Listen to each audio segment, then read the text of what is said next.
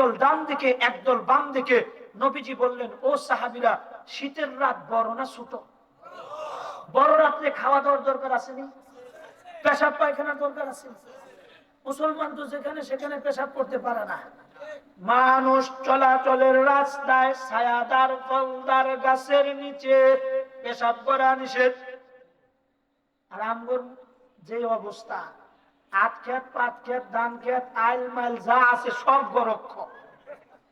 বাসতলায় বাতাস খাইতে গেলে খালি পেশাবের হাওয়া আসে। কথা কোন ঠিক না বেঠিক? এটা মুসলমানের চরিত্র না। নবীজি বললেন, যেখানে সেখানে মুসলমান পেশাব করতে পারে না।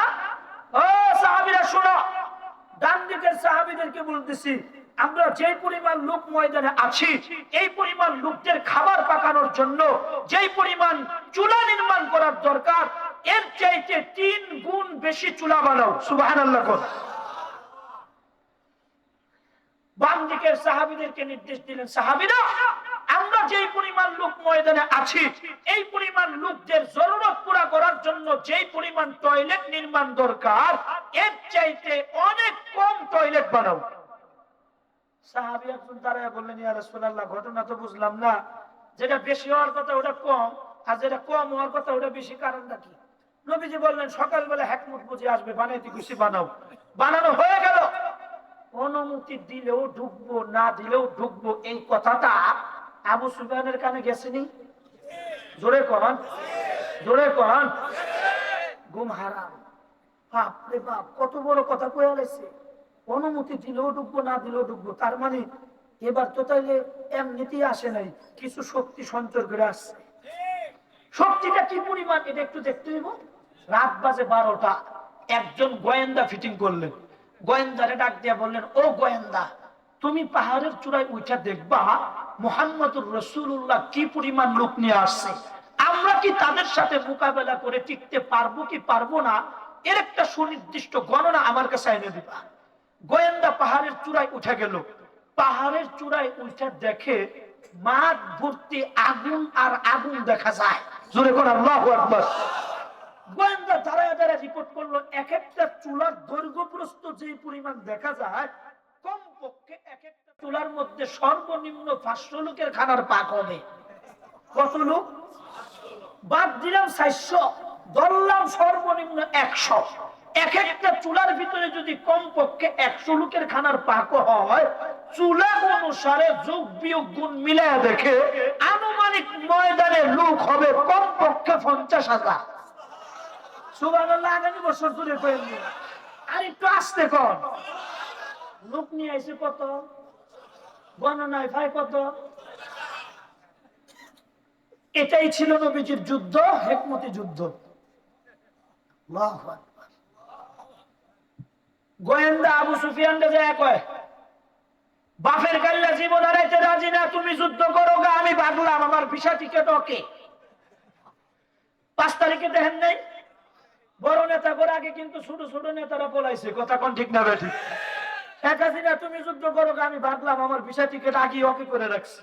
আমি জানি এবার ছাত্র আন্দোলনে আর থাকতে পারবো। গোয়েন্দা যায় কয়, ভিসা টিকিট ওকে, আমি ভাবলাম, তুমি যুদ্ধ করো। আবু সুফিয়ান ডাক, নুন কি আমার খাস না মোহাম্মদ? দত্তর মিয়া নুন রাহেন আপনি। হারাগুড়া মক্কা মিলে এনে আপনি 3000, আর মুহাম্মদুর রাসূলুল্লাহ নিয়ে এসে 2 বছরে 50,000। কেমনে পারবে? আবু সুফিয়ানকে কষ্ট কি কয়, আমি যেটা কইছি বিশ্বাস না হয় রাতে একটু 2 জন পাঠায় দেখেন 2-4টা কমাইতে পারে কিনা। পারবে কিন্তু কমবে না। আমি ভাবলাম পজিশন ঠিক করেন। আবু সুফিয়ান কয়, সর্বনাশ, এই কাজ ওই কাজ হইতে হইতে রাত বাজে 3টা। আমি জিজ্ঞেস করতে চাই, রাত যখন 3টা হয় কোন নামাজের ওয়াক্ত আসে? জোরে কোন। আচ্ছা, তাহাজ্জুদ নামাজের সময় এক এলাকায় সবাই কি তাহাজ্জুদ পড়ে? 100-র মধ্যে 80%। কথা কোন ঠিক না বেঠিক? 80% ঘুমায়, 20% তাহাজ্জুদ পড়ে। কথা কোন ঠিক কিনা?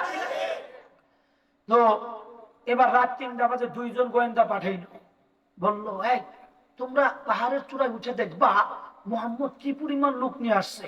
আমরা কি যুদ্ধ করে পারবো কি পারবো না, সুনির্দিষ্ট একটা গণনা নিয়ে আসো। 2 জন গোয়েন্দা উঠছে পাহাড়ের চূড়ায়। উঠতে দেখে এক একটা টয়লেটের সামনে বিশাল বড় বড় লাইন। সুবহানাল্লাহ। লোটা নিয়ে দাঁড়ায় রয়েছে। বাপরে বাপ, নামাজের টাইম হলো তাহাজ্জুদের। তাহাজ্জুদের নামাজের সময় টয়লেটের সামনে এক একটা বিশাল বড় বড় লাইন। তার মানে সবাই তো আর তাহাজ্জুদ করে না। 100-র মধ্যে 20%, 80% আছে তাঁবুর ভিতরে, আর 20% হলো টয়লেটের সামনে। দুইজন গোয়েন্দা হাতি হুতি কইরা দুইজন রিপোর্ট প্রেরণ করলো যে 80% তাঁবুর ভিতরে আছে এত, আর 20% টয়লেটের সামনে আছে এত। যোগ বিয়োগ গুণ মিলিয়ে দেখে আনুমানিক টয়লেট আর তাঁবু মিলিয়ে লোক হবে কমপক্ষে 52,000। দুইজনকে 2,000 বাড়ায় দিচ্ছে বোনাস। দুইজনে যে আমারও ভিসা টিকিট ওকে, আপনি যুদ্ধ করেন গা, আমি ভাগলাম। কেন? আগের জনে যে গমছে বলে গেছে চ্যালেঞ্জ করে, একটা কমাইতে পারবো না, আমগর হিসাবে 2,000 বাড়ছে। সুতরাং এই 2,000 বাদ দিলেও 50,000, 3,000 লোক 50,000-এর লোকে পারা সম্ভব। তুমি যুদ্ধ করো গা, আমি ভাগলাম, ভিসা টিকিট ওকে, এগুলো ভাগছে। বুড়ি আসেনি? বুড়ি মক্কা একজন বুড়ি আসল না, ওই নবীজি হাঁটতো আর রাস্তায় কাটা বিছিয়ে রাখতো। বুড়িও গাঁটতে বুঝকা গুল করে ভাগতেছে।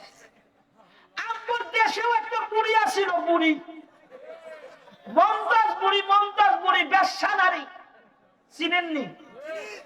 সংসদ সদস্য ছিল। কালকে মানিকগঞ্জে মাহফিল আসছিল, ওখানে কইছিলাম আপনাদের দেশের বুড়িটা কই, হেডারে এমন পাড়ের ছুটে জোয়ান বানায় আলাইতো যুবকরা যদি পাইতো, স্বেচ্ছা আলাইতো ডাইরেক্ট। কথা কোন ঠিক না বেঠিক? বেয়াদবের গোষ্ঠী, মূর্খের মূর্খ, কোন যোগ্যতা নেই, নিজের নামটা পর্যন্ত লিখতে পারে না, ভালো গান গাইতে পারে বিদায় তাকে সংসদ সদস্য বানায় দিচ্ছে। কথা কোন ঠিক না বেঠিক? পায়ের নিচে ফালায় শেষে ফালাইতো ডাইরেক্ট যদি খালি পাইতো। যত বুড়ি আসিল সব বুড়িরা বাংলাদেশ পলাইছে। একজন বুড়ি ধরা খেয়ে গেছে, ডক্টর দীপু মনি। হ্যাঁ, এখন বুঝতেছে মজাটা। কথা কোন ঠিক না বেঠিক? ধরা খেয়ে গেছে। ওই বুড়িও পলাইতেছে পাহাড়ের গুহায়, পাহাড়ের চূড়ায়, পাহাড়ের উপরে।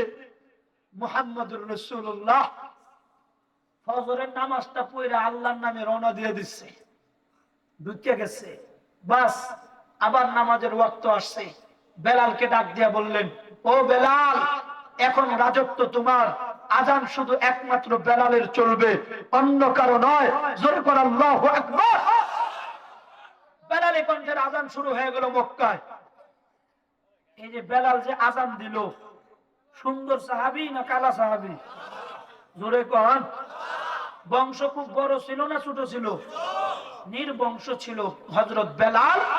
সাহাবী ছিল কালো, জবান ছিল তুতলা, আজান দিল। এই বেলালের আজানকে নিয়ে 2-3 জন নেতা, এখানে একটা মজার কথা আছে, শোনার লিগে রেডি হয়ে যাবে।